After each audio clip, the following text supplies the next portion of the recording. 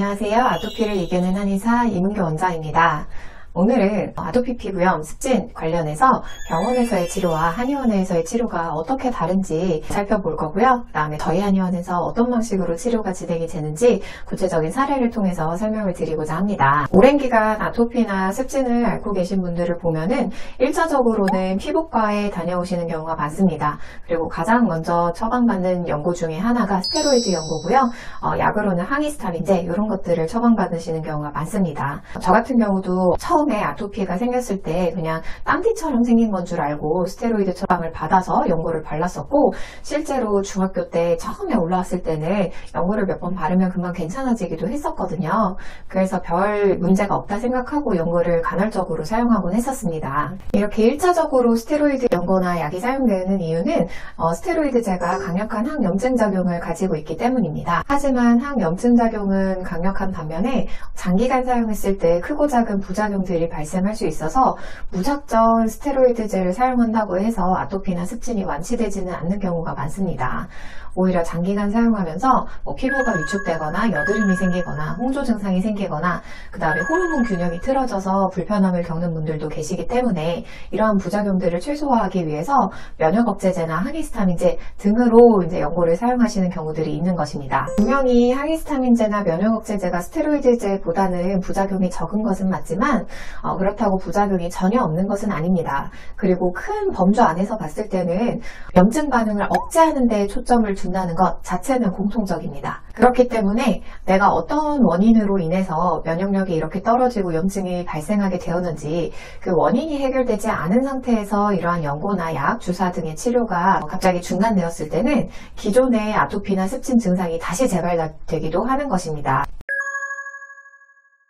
반면에 한의원에서의 치료는 주로 한약치료로서 진행이 되는데 그 초점이 염증 반응을 억제하는 것보다도 면역계가 정상적으로 기능을 할 수 있도록 면역력을 회복하는 데 초점이 맞춰져 있다라고 생각하시면 이해하시기 쉬울 것 같습니다. 그렇기 때문에 단순히 항염증 작용이 있는 한약제들을 처방하는 것이 아니라 내가 어떤 원인으로 인해서 면역력이 떨어졌는지를 우선적으로 살피고 거기에 맞춰서 한약제의 조합이 달라질 수 있는 것입니다. 좀 더 이해하기 쉽게 구체적인 사례를 통해서 말씀드리자면, 저 같은 경우에는 초등학교 때까지는 오히려 편식이 굉장히 심해서 먹는 양도 굉장히 적고 먹는 음식의 종류가 굉장히 제한되어 있었습니다.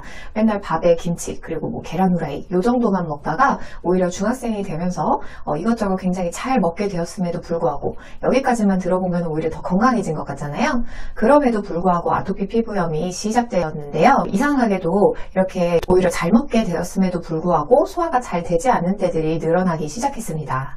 그리고 성인이 되고 난 이후에도 소화가 잘 되지 않는 때들이 굉장히 많았었고, 이 소화불량 증상이 심할 때마다 아토피가 굉장히 악화되는 것을 경험할 수 있었습니다. 또 한 가지는 목이 굉장히 건조하고 입술이 트는 것이었는데요.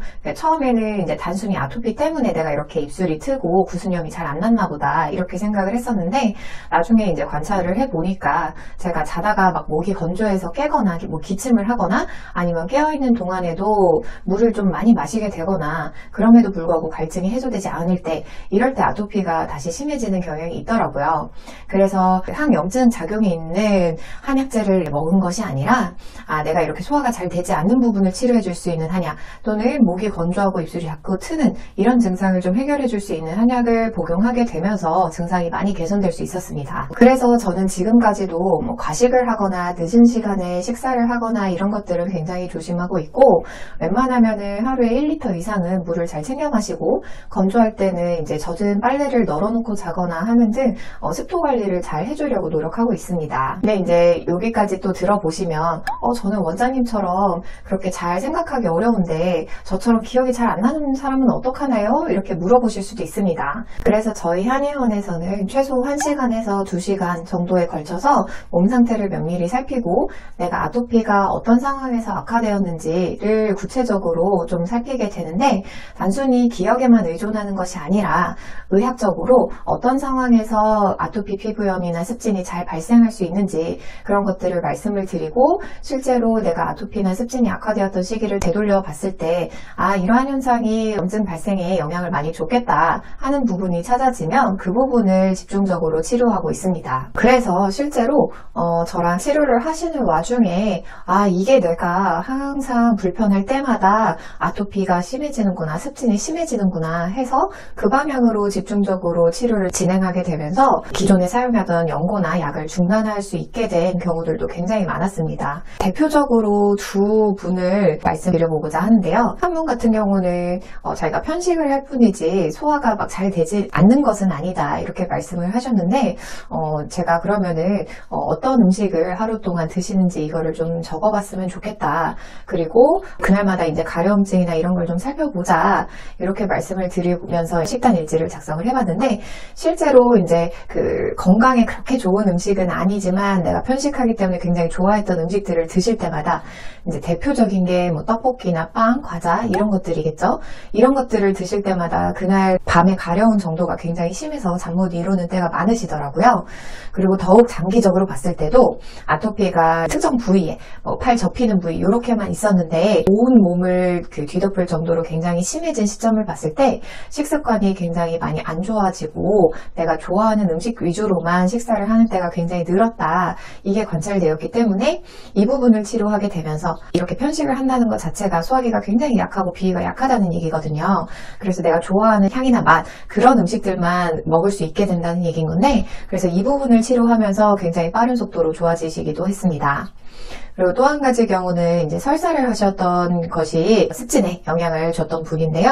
처음에는 그냥 저는 대변 하루에 좀 무르게 보기는 하는데 막 엄청 배가 아프거나 하지는 않아요 라고 해서 이 부분을 집중적으로 치료를 하지 않았는데 저랑 이제 꾸준히 치료를 하면서 경과를 살펴보다 보니까 계속 배가 부글부글하거나 설사를 할 때마다 진물이 나거나 가려운 증상들이 굉장히 극심해지시더라고요. 그래서 이 부분을 집중적으로 치료하게 된 이후로는 굉장히 붉은기나 진물이 많이 줄어들고 가려움증이 좋아진 경우도 있습니다. 이것처럼 처음부터 어떤 증상이 원인이 되어서 아토피나 습진이 심해졌다 이거를 정확하게 모른다고 하더라도 가장 가능성이 높은 것부터 치료를 하고 그 치료 과정에 있어서도 분명히 이 증상이 나빠질 때마다 피부로도 영향이 있다 하는 부분을 치료하게 되면은 점차적으로 면역력이 회복되어서 염증이 완화되는 것을 관찰할 수 있습니다.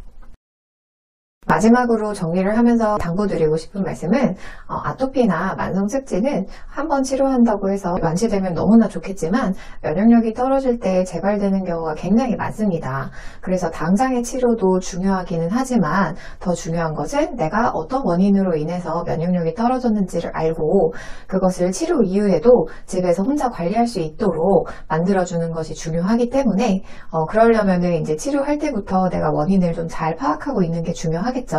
반드시 이 부분을 유념하셔서 치료나 관리를 진행하시면 좋을 것 같습니다.